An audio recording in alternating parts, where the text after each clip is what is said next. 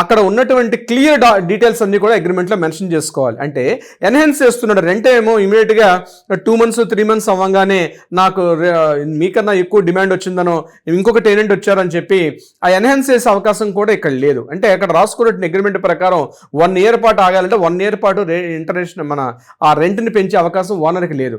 అంటే అక్కడ రాసుకున్న టైం ప్రకారం కూడా. సో ఎప్పుడైతే అగ్రిమెంట్ ఉంటుందో ఆ అగ్రిమెంట్లో ఉన్న రూల్స్ ప్రకారం కూడా మెయింటైన్ చేయాల్సిన అవసరం కూడా ఉంటుంది. సో దిస్ ఇస్ ఒక మోస్ట్ ఇంపార్టెంట్ పాయింట్ ఇది కూడా ఉంటుంది. మరొక ఇంపార్టెంట్ పాయింట్ ఏంటి, హాల్ ఆఫ్ సడన్గా హౌస్కి వచ్చి వేకెంట్ చేసేయమంటారు. రేపు నా మధ్య నాకు కాల్ చేయాలి, మా నైబర్స్ వస్తున్నారు, మా రిలేటివ్స్ వస్తున్నారు, మా అబ్బాయి వస్తున్నాడు యూఎస్ నుంచి, యూకే నుంచి మా వాళ్ళు వస్తున్నారు, అర్జెంటుగా ఇంటిని వేకెంట్ చేయమని చెప్పే అధికారం కూడా ఓనర్స్గా లేదు.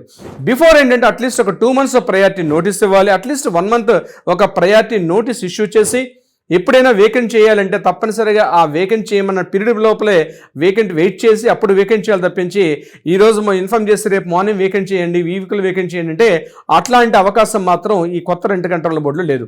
ఎందుకంటే వాళ్ళకు కూడా ఫీజిబిలిటీ ఉండాలి, వాళ్ళకి పాసిబిలిటీస్ ఉండాలి, సో కొత్త చూసుకోవాలి. కాబట్టి హాల్ ఆఫ్ సడన్గా మీరు హౌస్ వేకెంట్ చేయడం అంటే ఇంపాసిబుల్, అది ఇంపాసిబుల్ అనే పదం వాడుతున్నాను. అందుకని వేకెంట్ చేసే ఉద్దేశంలో కానీ అదేవిధంగా మన రెంట్ యొక్క ఇది కూడా ఎన్హాన్స్ చేసే విషయంలో కూడా తప్పనిసరిగా అక్కడ మనకు మెన్షన్ చేసుకోవాలి అగ్రిమెంట్లో కూడా.